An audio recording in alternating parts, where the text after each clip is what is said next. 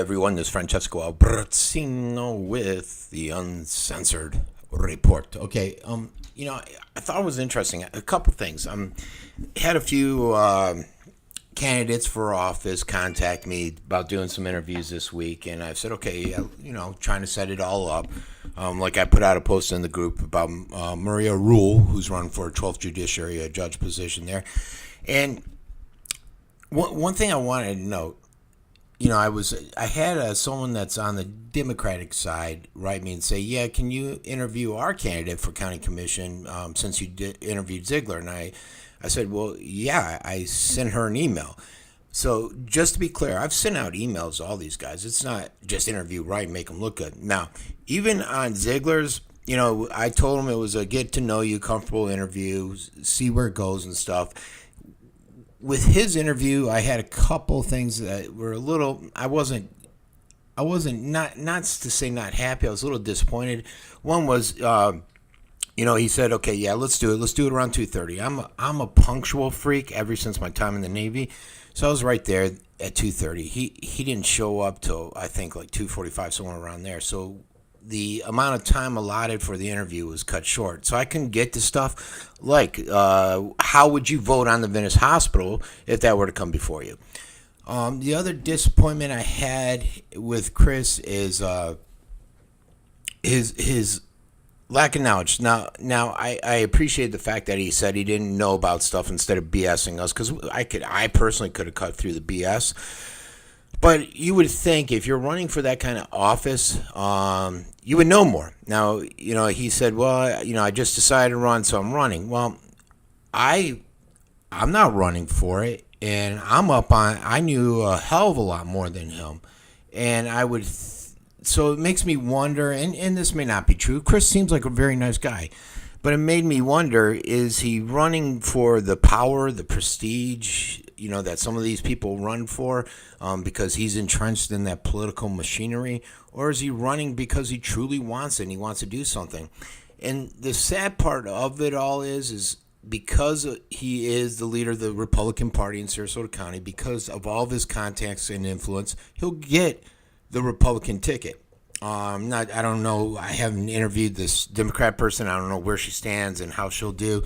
Normally, they're not too strong here in Sarasota County, but it's a travesty that people that are not more caring, more involved, more knowledgeable of the facts aren't running, and that other individuals that aren't as well informed, and if they're not as well informed as are not following the process and maybe entering for the wrong reason, are going to get these positions. And it's the other sad part is, again, I left the Republican ticket. Party never was in the Democratic Party because I didn't like either. I think they're one and the same, and I wanted to be independent. And unfortunately, we as independents can't vote in the primaries, only in the general election. So, everyone knows I'm right-leaning, but I will tell you my disappointments, and that is with Chris. Now, I hope he gets informed. I told him I'd interview him again. And, the other thing, too, is his website, because I like to go into websites and get information. I like doing some research before I interview someone, and I couldn't find anything on his website on where he stood on any issues, whereas most people put it all up on their website. A little strange. And that's what I was doing for, Maria. So anyways, Chris is the Democratic side of the ticket, the one they're expecting to win. The one that had all the controversy over somebody, a local here in Venice, John Patton, posted something on her Facebook page, and the guy that's running for a school board down in Northport liked it, and this was all on that individual's page. So we're in the process of setting up an interview. I gave them the information, just waiting for them to respond back. The one that, if I can find a location, will be Sunday around 12 is with this Maria Rule, who I put out something earlier on her.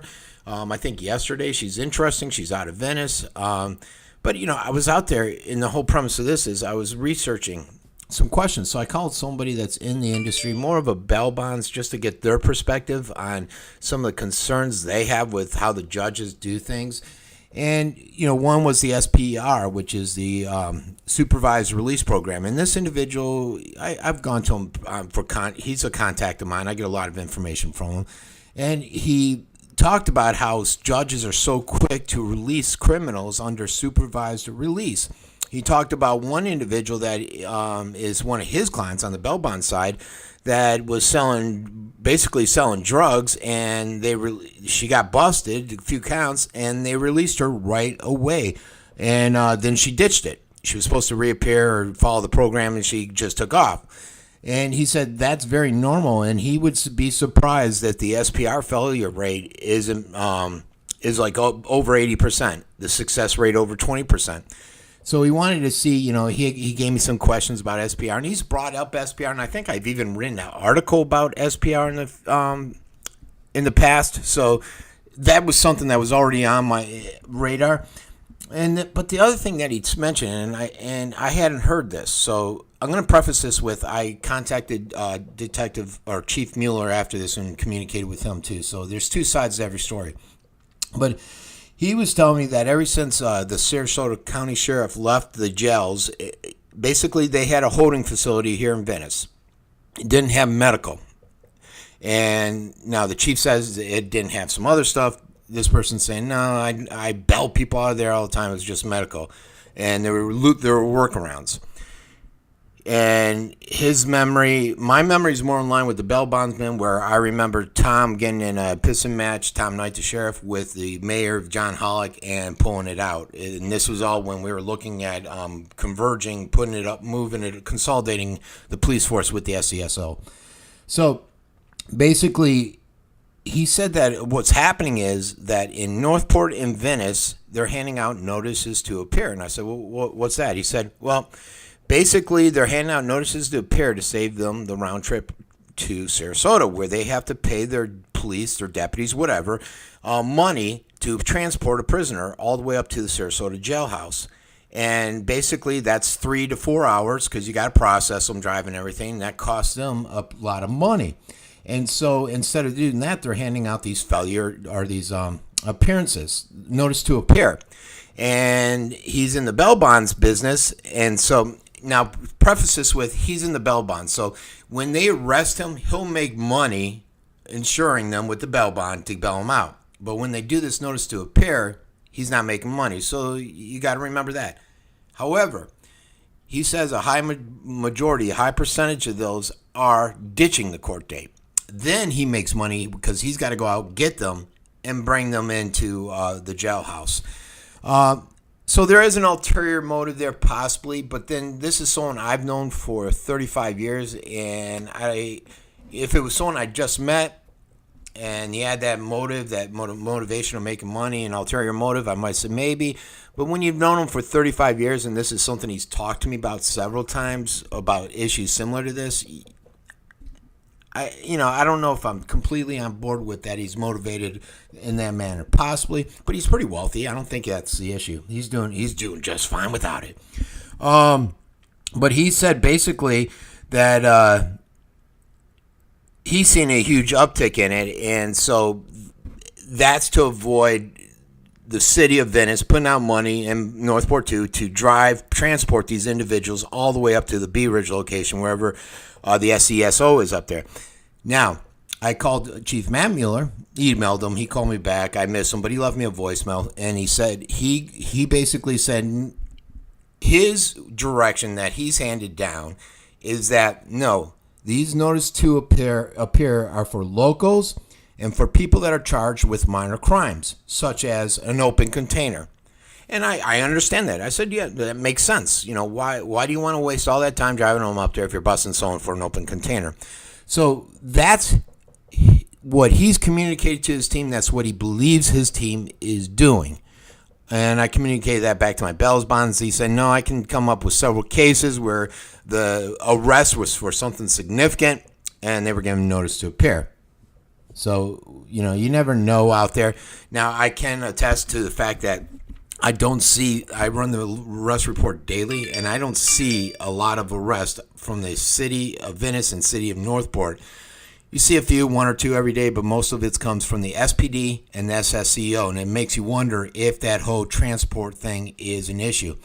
Now, in regards to the holding cell, Matt Mueller, who wasn't the chief at the time, it was McNulty, but he said it was more than just the medical. There were some other issues, and he didn't really touch on the pissing match, which I recall very distinctly because I was reporting on it. So basically, we're nowhere. But I thought it was interesting. I thought it was interesting enough to put something out on it, just how that tool may or may not be being utilized, and if it is utilized the way the bail bondsman saying, are you putting individuals that should be behind bars back in the street to save time and money in a drive to Sarasota County jails? Or is Chief Matt Mueller accurate in that we have a very low crime rate and this isn't happening? Because I'm telling you, I don't see a lot of arrests. And I don't know. Now, I did go on and I tried pulling arrest reports. And I said, well, let me see what's out there.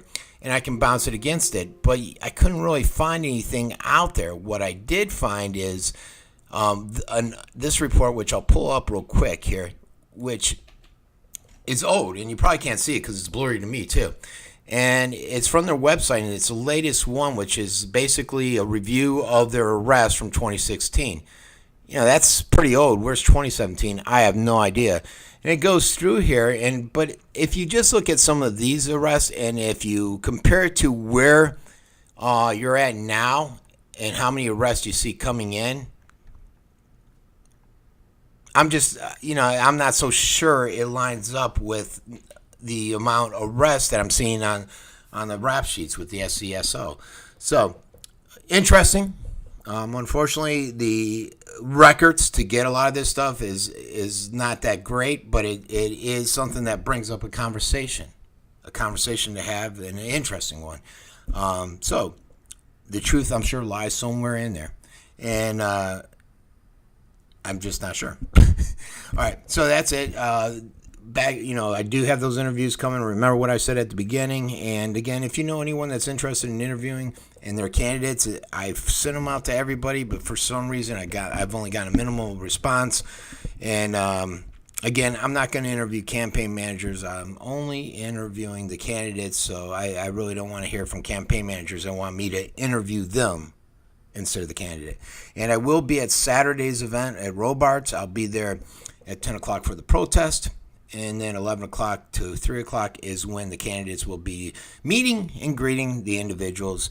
And if you haven't heard, Trump's coming, I think, sometime to Tampa next week or something like that. So, all right, everyone, this has been Francesco Abbruzzino with The Scoop News.